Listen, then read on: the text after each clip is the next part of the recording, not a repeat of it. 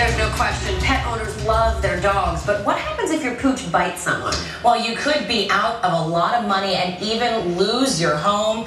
Our Manny Medrano is now a practicing attorney, and he's here with some expert advice. Manny, inside law, I mean, you could lose your home. You know what? People need to listen to this particular story because everyone owns a dog. I own a couple, and that can be a wonderful experience, but most dog owners don't seem to grasp that if their dog bites someone, they could face civil and criminal consequences.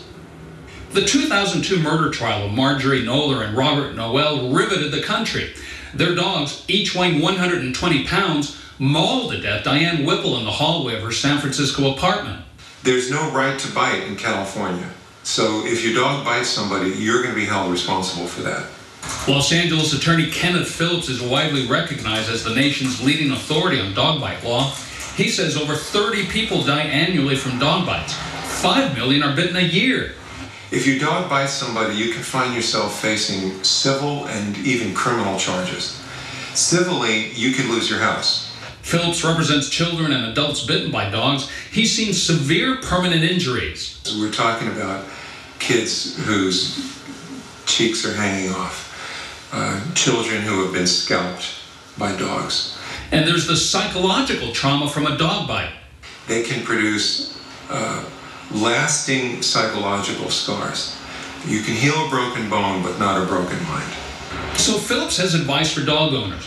Keep dogs from kids' faces. Facial injuries are the most common type of harm.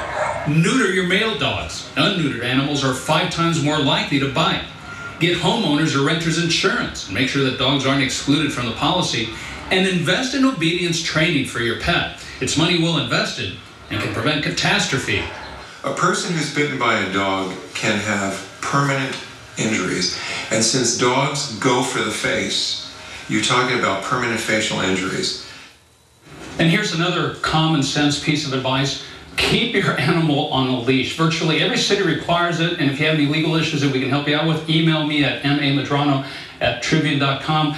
I'm a runner, twice bitten by dogs because people don't keep their animal on a leash. It's such common sense.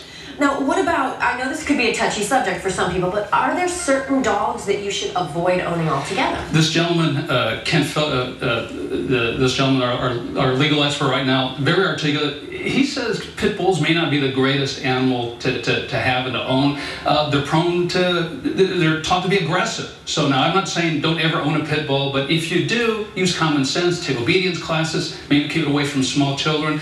If you don't check in your common sense at the door, you can save yourself a lot of grief later. It sounds like you need to walk your dog with a muzzle on it at this point. Well, I don't know if I'd go that far, but again, the leash and obedience classes and keeping good watch over your animal, that goes a long way. I'm telling you, I can't tell you how many times many of us have seen dogs just roaming around and the owner's right next to it well out of leash. You can save yourself a lot of time and expense. All right.